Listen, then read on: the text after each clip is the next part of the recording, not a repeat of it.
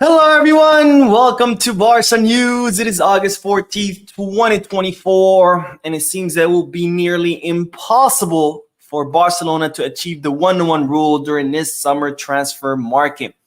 Also, Lenglet is inching closer and closer to an exit out of Barcelona.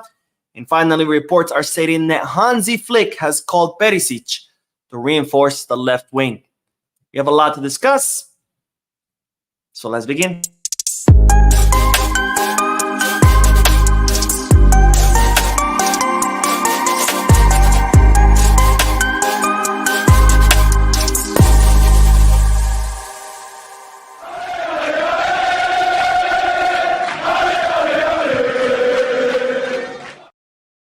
Hello everyone, welcome to the channel. My name is Mo and this is the Barca News live podcast where not only do I get to share Barcelona news with you, but I also get to interact with you lovely people in the chat section by reading your comments out loud, answering your questions, and getting a discussion going.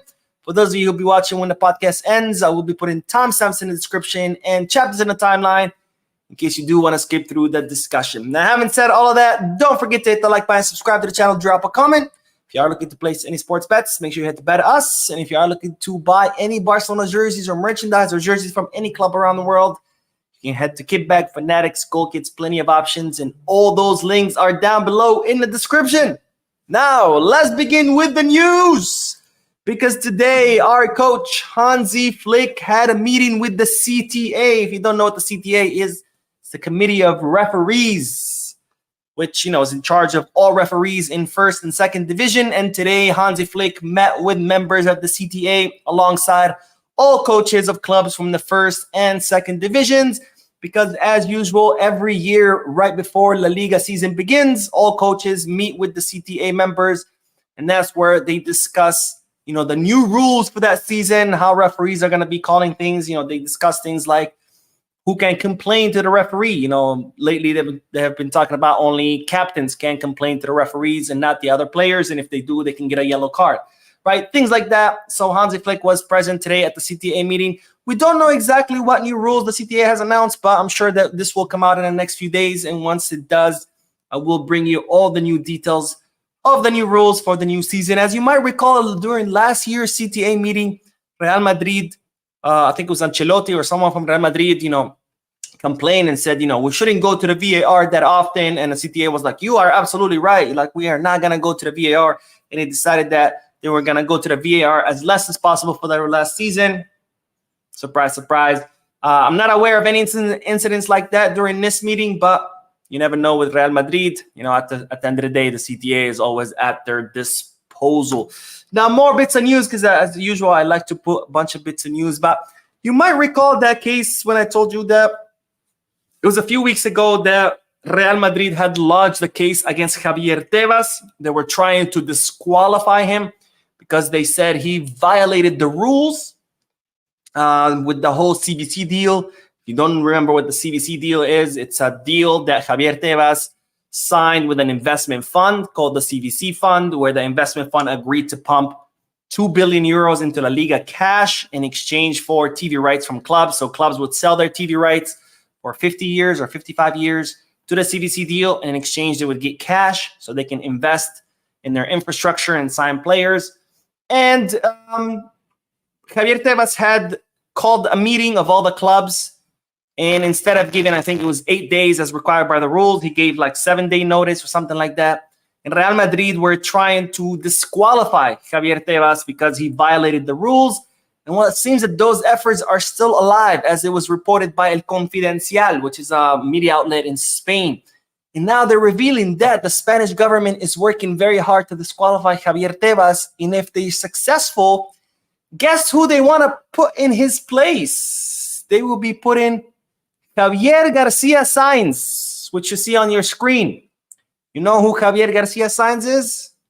Surprise, surprise. He's an intimate friend of Florentino Perez, very close friend of Florentino Perez.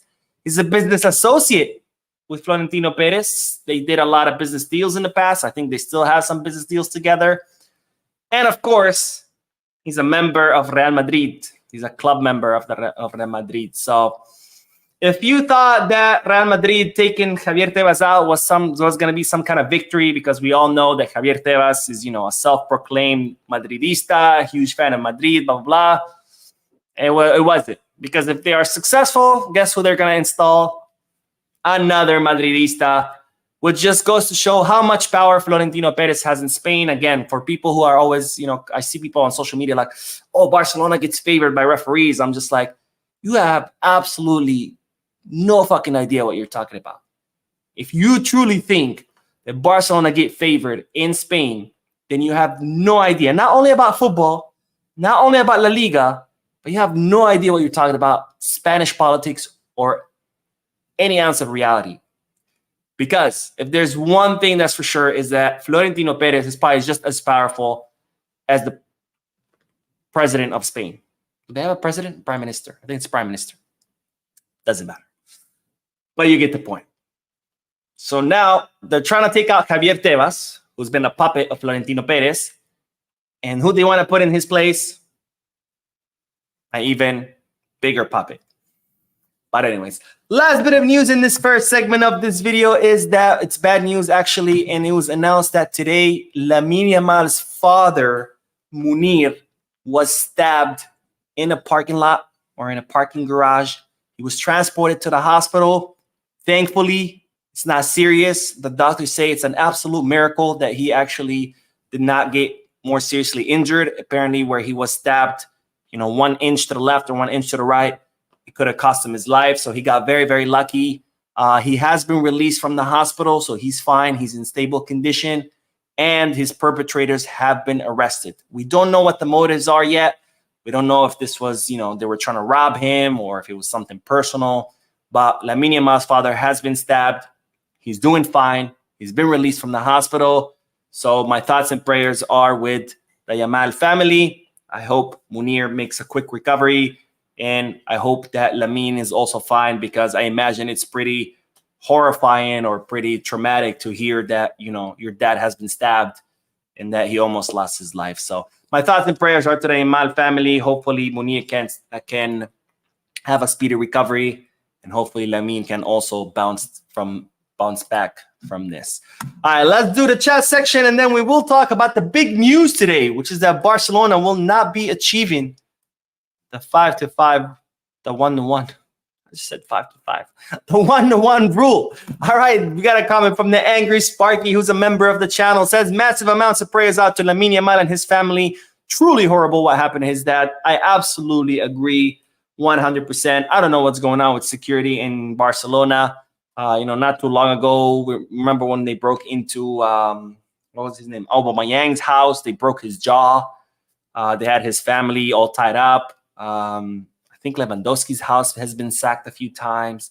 A bunch of players' houses have been burglarized, and now Lamine Yamal's father getting stabbed is just crazy world out there. Stay safe out there, people. Stay safe. All right, let's see. Let's do more comments. B says, no 1-1 rule. I'll talk about that in a little bit, my friend. MSJ says, hi, Mo. Hope you're good. Great. We spent 55 million for a player we can't register, and at the same risk losing young talents like Pablo Torre, who would be much easier to incorporate into the wage. Yes, I absolutely agree with you, my friend. I said this before a million times, and people get so mad at me.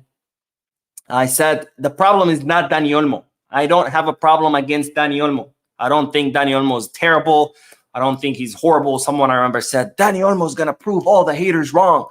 It's like, no, my friend, you're not getting the point. No one's saying that Dani Olmo is a horrible player and that he's terrible and Barcelona shouldn't assign him because he's terrible. The problem is not Dani Olmo. The problem is Barcelona spending 55 million euros that they don't have on a player that they don't need, because Dani Olmo, natural position is more of an attacking midfielder / second striker. That's a position that we have many players that can play there.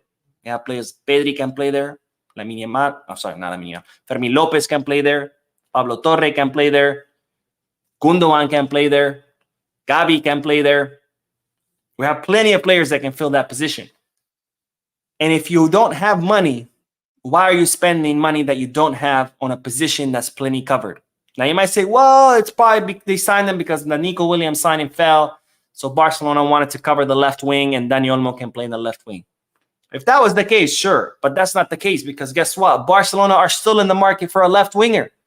Which again begs the question, why the hell did we spend 55 million euros on a position that's already covered? Again, it's not about Dani Olmo. Dani Olmo is a great player, don't get me wrong. But did we need him? We did not. And that's a big, big problem. And that continues to highlight the huge problem that we have in our sporting arena, where we continue spending huge amounts of money on players that we don't need. Why did we sign Vitor Roque when we had Marguiu and Pau Victor in the reserve team doing absolutely great? It looks like now he's on his way out, and guess who's going to be Lewandowski's substitute? Pau Victor. The guy that we spent 3 million euros on is going to be the substitute of Lewandowski when we spent 30 million fixed plus 30 million variables on Roque, and he was supposed to be the substitute of Lewandowski. I don't understand what's going on. Something needs to change because we cannot keep making these signings. Same thing with Rafinha. 60 plus million euros on Rafinha, and he gets benched by a 16-year-old Lamine Yamal who came up through the academy for free. What is going on? We need to stop spending these huge amounts of money on players that we don't need, especially given the club's finance. If the club was rich and money was flowing and everything was great, if you want to spend on players you don't need, I guess, go for it. It's not ideal, but go for it. But you don't even have money, and you're spending money you don't have on players that you don't need. I don't understand it. Someone can explain it to me. Let me know. All right, Henok says, Laporta, stop lying to us because Barcelona has no money and it will not recruit this summer. We feel that Barcelona board is tinkering. There is no professionalism from DRC. I agree with you, my friend. I used to defend Laporta at all costs, but lately it's been disappointment after disappointment. Now, don't get me wrong. I'm not trying to say that everything that Laporta has done is horrible. I don't think so. I think Laporta has done many things he has done great, but he's also done a lot of things bad. And I truly believe that you have to give credit when credit is due, but you also have to criticize when people do things wrong. Doing just one or the other is not the way to go. Supporting someone no matter what they do, that's not the way to go. And criticizing someone no matter what they do, that's also not the way to do things. You have to praise someone when they do good things, and you have to criticize them when they do bad things. And with Jan Laporta, he's done great things, and I've praised him for it here on the channel. Like, all the sponsorship, more than 28 new sponsor deals signed, cutting expenses all across the board, getting rid of a lot of the high contracts. He's done a lot of good things, don't get me wrong. But he's also done a lot of bad things. And one of those things is the lack of professionalism. So I agree with you 100%.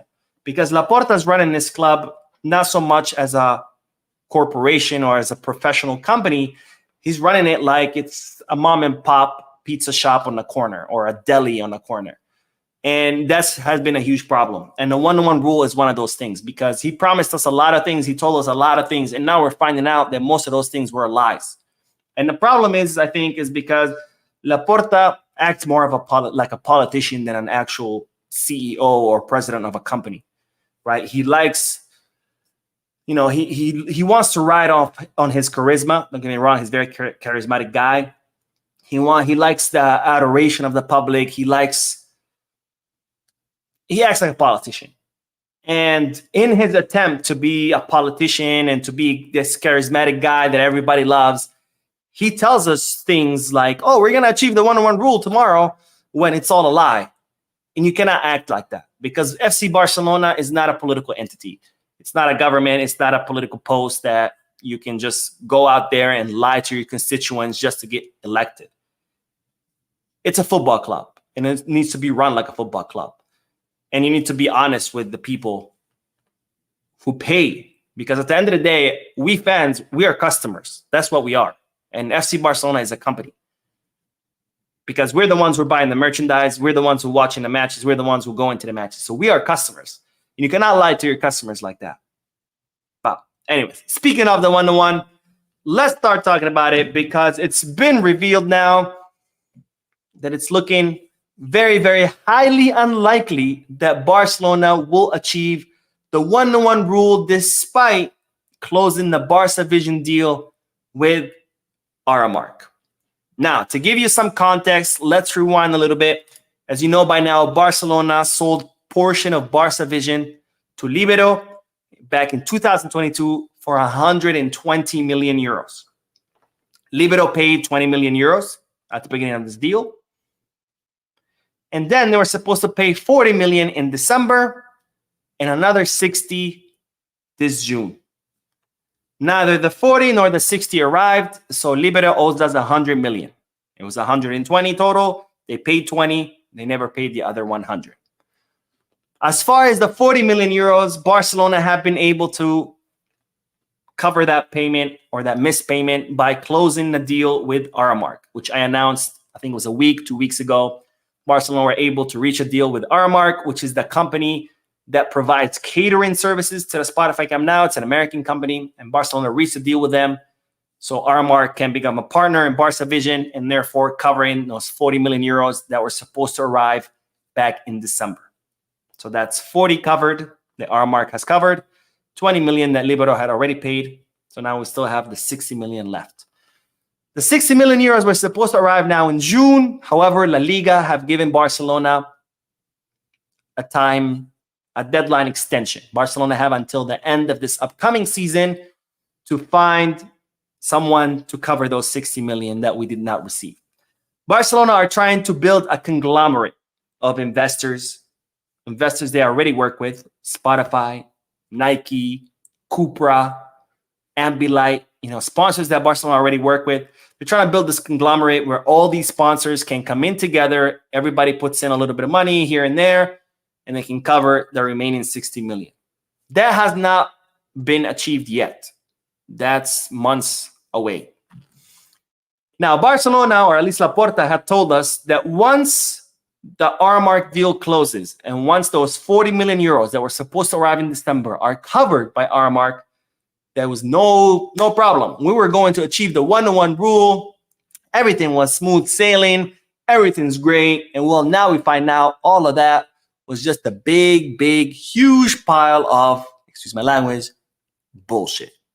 Because Barcelona will not achieve the 1-to-1 rule with that Aramark deal, with them covering the 40 million euros. That Barcelona still needs a lot more work to do to achieve the 1-to-1 rule. It has to be either getting those 60 million that remain, which is not going to happen for many more months, or closing the Nike deal. Now, the Nike deal, we know from Laporta, he told us it's going to be mid to long term. So that means it's not going to happen anytime soon. So it's not looking like we're going to achieve the 1-to-1 rule by the end of the summer transfer market. Now, Barcelona are saying it's not impossible. There is a chance that we can achieve it, but it's highly unlikely. And right now, there is total pessimism all across the club because Barcelona don't believe they're going to be able to achieve the 1-to-1 rule. So where does this leave Barcelona? This leaves us in a spot where we have an absolute need, a huge need to offload as many players as we can, players that we don't need, of course, in order to increase or generate income, in order to register players that we haven't registered yet, like Pau Victor, Iñigo Martinez, and even Dani Olmo. So Barcelona are going to have to accelerate these exits. Otherwise, they're not going to be able to register these players. And that's a big problem because La Liga is set to begin only 2-3 days away. Our first match is on Saturday. It's already Wednesday. Well, in Spain, technically, it's already Thursday. So that puts us in a tough spot. And the board members might even have to put up a bond yet again. This would be the third time in a row that Laporta and other members of the board of directors have to put money out of their own pocket as a bond to guarantee the registration of the players. Which, here's the thing. This is bad news, but what makes it worse is the lies. Because look, we all knew the club is in a really bad financial situation. We all knew that. Bartomeu did a horrible job. He pretty much gave Barcelona's money away. He might have even stolen some of it. And we knew that the club was in a bad financial situation. We knew that. So just keep it honest with us. You could have easily told us, hey, we're not going to achieve the 1-1 rule. The club's in a bad financial situation. We're trying our best to fix it. We are fixing it. It's taking longer than we think. So be patient. And everything would have been fine. But why lie to us? Why come out and say, hey guys, we're about to achieve the 1-1 when we're not even close to achieving the 1-1? Because that's where the problem lies. Because all this mess is not Laporta's fault. Laporta didn't put us in this mess. Laporta did not bankrupt the club. It was Bartomeu. Laporta did not fail to make the 100 million euro payment from Libero. It was Libero's fault. So this mess is not Laporta's fault. But what is his fault is him lying about it and telling us all, hey, we're going to achieve the 1-1. And guess what? We're not. So that's that. Let's do the chat section, see what you guys think. And then we will talk about Clement Lenglet, our MVP, our GOAT, the best defender to ever play the sport. Henok says, Laporta, stop lying. Oh, wait, already did that. Obike says, we can't blame Nico for not coming. We clearly don't have our house in order, and our management is not running Barca with a certain degree of confidence. We should do better. I don't blame Nico for coming either. I too would have worries about getting registered, but above all of that, I think Nico also stayed at Atletico Madrid because, you know, that's his boyhood club. That's where his brother plays. That's where his parents work. He has a love and affinity for that club. My only problem with Nico not coming is him not having the balls to pick up the phone and say, hey guys, I'm not coming. Like, have some courage, have the balls, grow the fuck up, pick up the phone and say, hey, I'm not coming. You know, have some common decency. That's my problem with them. All right, Obika says, Madrid will surely win the Liga and UCL this season. We will take the season to build. I am from Nigeria, and it's my first time joining live stream. Thank you, my friend, for joining the live stream. Welcome. I hope you join more often. And I hope Madrid does not win the Champions League and La Liga.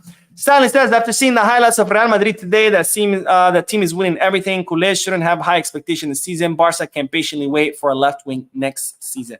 I mean, I don't care about what Madrid is doing. I never do. I don't watch their matches. Excuse me. I don't watch their matches. I don't watch their highlights. I care what Barcelona are doing. And regardless of what Madrid are doing and regardless of what Madrid are signing, we shouldn't have high expectations because it's a brand new project. We have a new coach, new staff. We're going to have a lot of new players getting incorporated from the academy, new tactics, new strategy, new everything. And that takes time. It takes time for players to get used to each other. It takes time for players to get used to their coach. It takes time for the players to get used to playing in a new system. So your expectations should not be high, not because of what Madrid are doing. I don't care what Madrid are doing, but because it's a brand new project. All right, babies, come back with the donation. Thank you, my friend, for your donation. But says, what's up, Mo? With all the lies from the board and president, I don't think the stadium will be ready for us fans to watch a game by 2025 spring. I do. Not because what the board is saying, is because what the company is reporting, right? Yes, the board are saying the stadium will be open on time, but it's not just the board is saying that. The company itself, the Turkish company, I forgot their name, the one they're building the stadium, they are saying so that it will be on time. So plus there are punishing clauses in the contract where if the company does not finish the stadium by the time they said they were going to finish, that includes the opening at the end of this year, they are fined for every day they go over the deadline.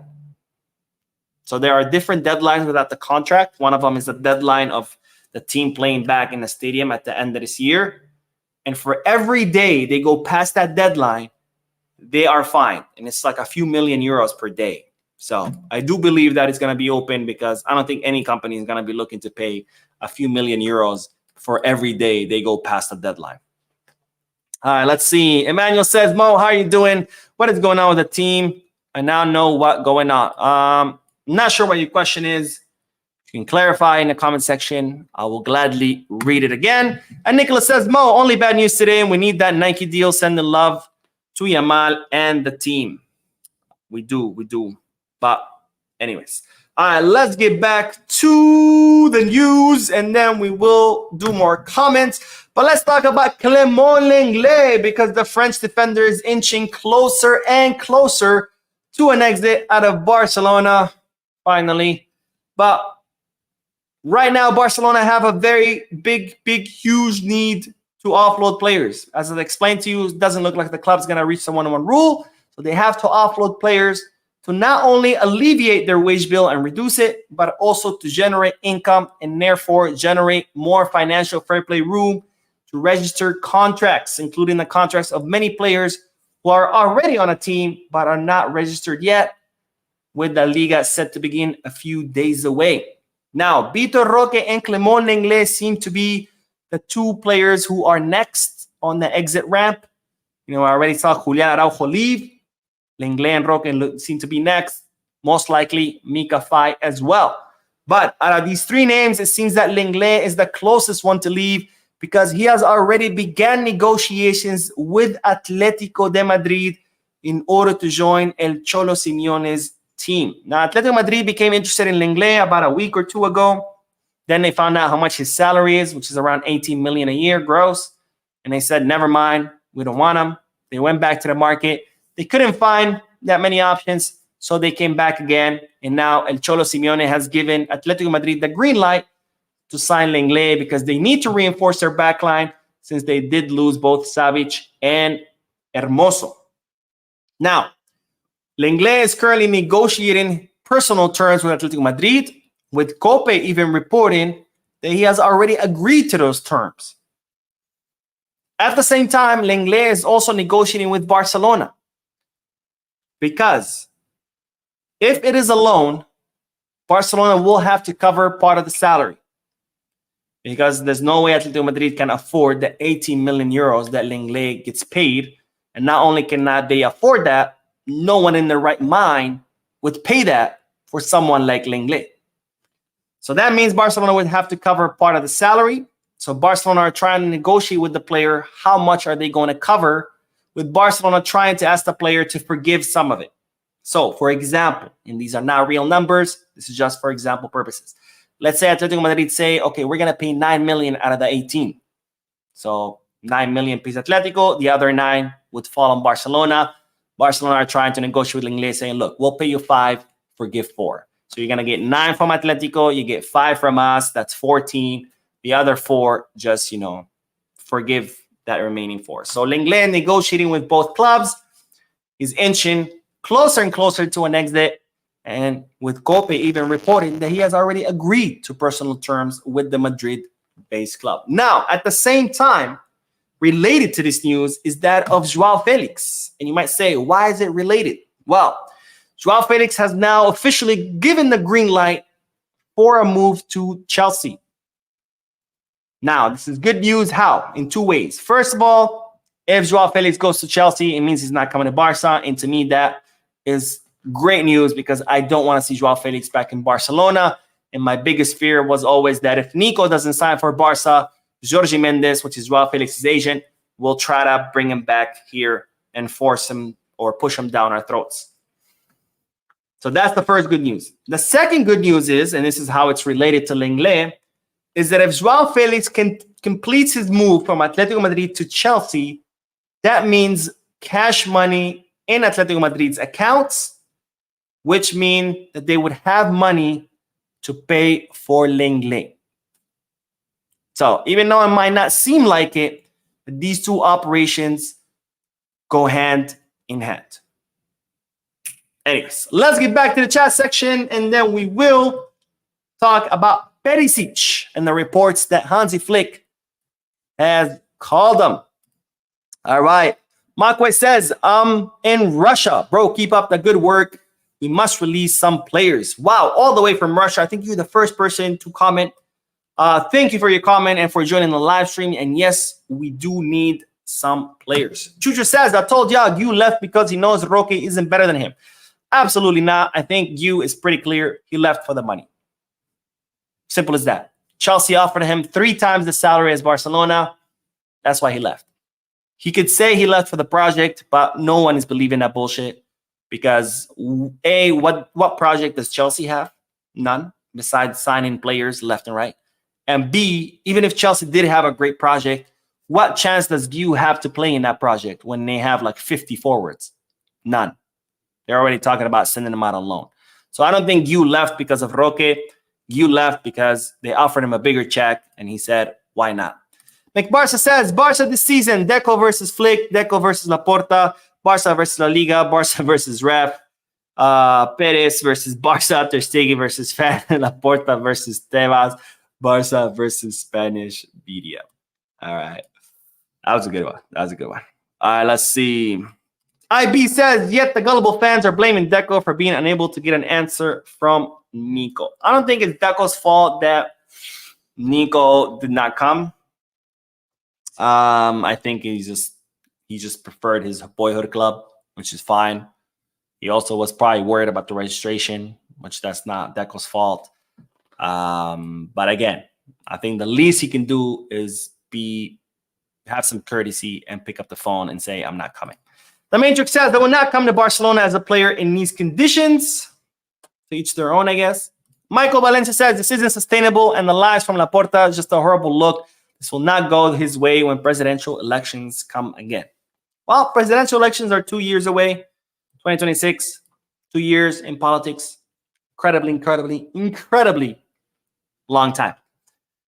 All right, one more, and then we'll get back to the news. But Charles says, hi, Mo, do you think this season some members want Laporta out? Laporta always keeps our hopes high, but at the end, he will disappoint. This is the reason Nico refused to sign for Barca. I mean, yes, there are members who want him out. That's the short answer. One more. Ross says, hi, Mo, are we fed up because of this one-to-one not happening, or can we sign players still? We technically could. Not being under the one-to-one rule doesn't mean you can't sign. It's just that it's just a lot more difficult to sign. So you still can. You just have to make a lot bigger sacrifices. Now, given how Barcelona needs to offload so many players to register the ones we already have, I just don't see how signing another player would be feasible. Which, again, begs the question, why the fuck did we sign Dani Olmo? You can't even register players like Pablo Torre, who earns nothing. Can't register players like Pau Victor, who earns nothing. We can't even register the second year of contract of Iñigo Martinez. And we go and sign Dani Olmo. Just makes absolutely no sense. But let's get back with the news, and then we will do more comments. But let's do the last bit of news, because reports yesterday were flying all around the media saying that Hansi Flick had called Perisic in order to reinforce the left wing. Now, the report stated that Hansi Flick is still very worried about the left wing. And since Nico Williams is not coming, he was in search of someone to reinforce it. And given that Flick coached Perisic, they both had, really great season together, that supposedly Flick had picked up the phone, called Perisic, and asked him to come on a free transfer to Barcelona. Now, Perisic is currently playing in Croatia at some club that nobody cares about. I sure don't, so I don't remember the name. And when I first heard this news, I was like, this sounds like pure BS to me, because A, Perisic is 35 or 36, and I don't see how Flick would want a 35 or 36 player on his squad when he has emphasized time and time again that he wants to focus on the youngsters.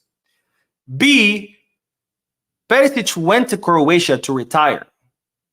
So if the player himself knows that he doesn't have what it takes anymore to be in top-flight football, why would any club decide, hey, let me bring you back to top-flight football, even though you yourself think you can't compete in it? And C, because the source of this news was some random media outlet in Croatia that reported it, and then everybody just ran with it. So the moment I saw this news, I said, there's no way. This is absolute bullcrap. This is just horse shit. Well, lo and behold, today Barca confirmed this. No, there was no call. Flick did not call Perisic. No, Flick is not considering bringing Perisic. So if you saw this news earlier and you thought there's some kind of veracity to it, don't worry, there isn't. This is why you have to be very careful in the footballing world, because unfortunately, the journalistic standards in the footballing world are much, much lower, and people will just run with whatever sells because it generates money, right? So saying, hey, Flick has agreed to bring Perisic sells a lot more than, hey, guys, this is just a rumor. Don't worry about it. But that's not why I started this channel. I didn't start this channel to get clickbaits. and to just sell you guys bullshit just for likes and comments. I'm here to try to filter as much as possible. I still make mistakes sometimes. I still sometimes believe stuff that I shouldn't have. But I try my best to filter the news for you so you can get the most reliable stuff, not the bullshit that Flick called Perisic. Anyways, let's get back to the chat section. And then, by the way, that's all the news for this podcast. So we'll do a few more comments and then we'll end it. And then I will be uploading a video later tonight with more news because there's always more news. Yanana says Laporta has lost the election himself. Last can only take you too far. Honestly, beats everything. Like I said, elections 2 years ago, 2 years away. That's an incredibly long time. And B, I really don't care about the election. I care about how Barcelona is doing, care about how Barcelona is managed. And that's that. Mike Valencia says, if Flick does not win anything this season or next, do you think Laporta will sack him? I think if Flick doesn't win anything this season, I don't think Laporta would sack him because it's the first season. Now, whether he doesn't win anything the second season either, that might be different. But by then, Laporta would be in re-election. So I don't know if sacking a coach as you're going through re-election would be smart. But anyways. Den City says, hey Mo, Dennis here. Greetings from Slovenia. Wish you all the best. Thanks for your content. Wow, all the way from Slovenia. I'm pretty sure you're the first person to comment from Slovenia. So thank you, my friend, for your comment and for your support. And LA Capone says they are even lying about the 1-1 rule. So what makes it true that we are going to sign a big player next season? Well, I can't just keep worrying about this because they have an election to win. I mean, nobody said that we're signing anyone big next season. That was just some headline that some media outlet invented. And that's that. Enoch says, what a lack of professionalism from Barcelona board on the eve of La Liga kickoff. The number of the jerseys of several players is not yet assigned. We only know of Lamine 19 and Ter Stegen 1. Well, there's other players that we know, like Araujo 4, or Pedri 8, Gabi 6, Lewandowski 9. So I wouldn't say those are the only two that we know about. Let's see. Jerry says, Deco is lying his best. He's trying his best. Fans should accept the reality that Barca is broke and stop putting blames on innocent people. I'm sure Flick asked for Olmo. He did not. Olmo was Deco's signing.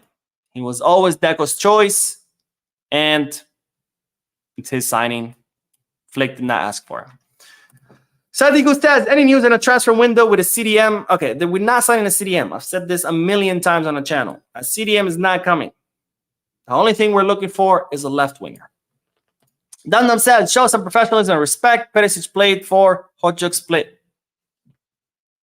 Oh my God. Holy shit, guys. Hajduk Split. Wow. Walter says, are you saying that no Perisic, we got to forget about another sextet? Yeah, pretty much.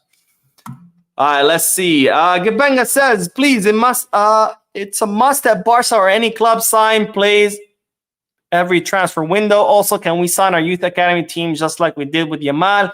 Because you can tell me we don't have a left winger in academy. We do have one, Daniel Rodriguez. He's probably going to be alternating between the first team and the academy. As far as do we need to sign a player every season? I don't believe that. But I don't know. I don't think we need to sign a player every season. I think if we do if we mostly account on the academy and then reinforce the team with 2-3 big signings, strategic signings that are actually going to make a difference and elevate the level of the team, then no, we don't need to make signings every season. We don't. Anyways, that is all the news, my friends. Today I learned something new, and that's that it's Hajduk Split is a huge club, and I must respect it. Anyways, thank you for tuning in. I will be uploading a video later tonight for more news. Don't forget to hit the like button, subscribe to the channel, drop a comment, and as always, Visca Barça.